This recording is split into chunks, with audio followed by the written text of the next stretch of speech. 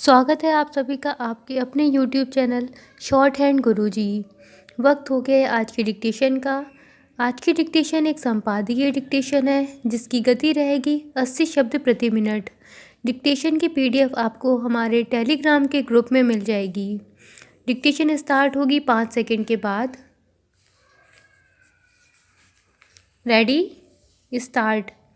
रूस यूक्रेन संघर्ष गहरी चिंता का विषय है।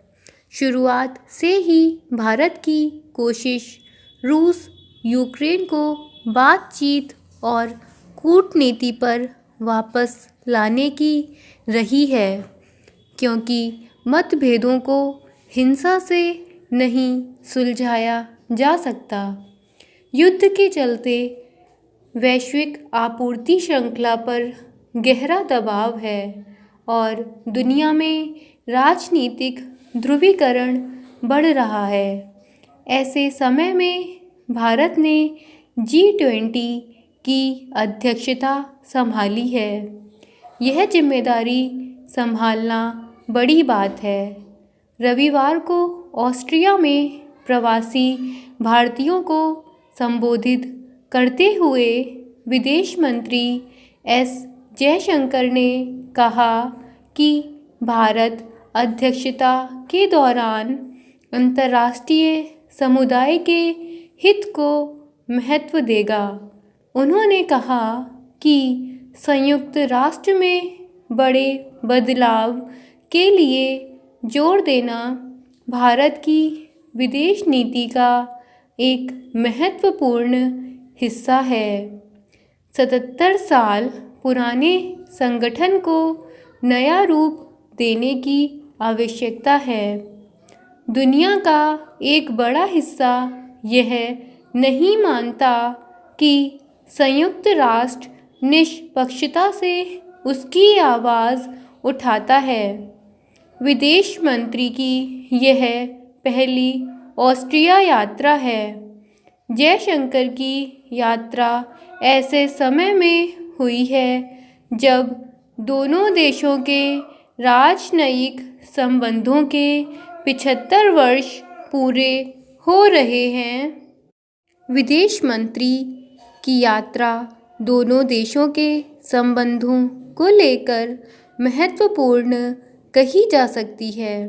इस दौरान जो 5 समझौते हुए उनमें से 2 ऑस्ट्रिया में रहने वाले भारतीय समुदाय के हित में हैं। एक समझौता माइग्रेशन एंड मोबिलिटी पर है, जो उन लोगों के लिए है जो ऑस्ट्रिया में काम करना चाहते हैं और जो व्यापार के लिए भारत आना चाहते हैं या जो यहाँ छात्रों और पेशेवरों के रूप में आते हैं। एक अन्य समझौता वर्किंग हॉलिडे कार्यक्रम पर है, जो ऑस्ट्रिया में भारतीय छात्रों को 6 महीने तक काम करने में सक्षम बनाएगा। ये समझौते द्विपक्षीय सहयोग को गहरा करने की दिशा में दोनों देशों की प्रतिबद्धता को प्रदर्शित करते हैं। पिछले 3 दिनों में 2 देशों की यात्रा के दौरान विदेश मंत्री ने रेखांकित किया कि हमारी सीमाओं पर चुनौतियां हैं। चीन के साथ हमारे संबंधों की स्थिति सामान्य नहीं है। भारत की राष्ट्रीय सुरक्षा में व्यापक परिवर्तन हुए हैं। इसका अधिकांश हिस्सा चीन के साथ देश की उत्तरी सीमा पर सामने आने वाली तीव्र चुनौतियों के आसपास केंद्रित है। पाकिस्तान के साथ सीमा पार से आतंकवाद की समस्या बनी हुई है। साथ ही 2 टूक कहा कि कभी भी बातचीत के लिए आतंकवाद को हथियार बनने नहीं देंगे। हम वास्तविक नियंत्रण रेखा को एक तरफा बदलने के किसी भी प्रयास पर सहमत नहीं होंगे। विदेश नीति और राष्ट्रीय सुरक्षा को लेकर हम दृढ़ हैं।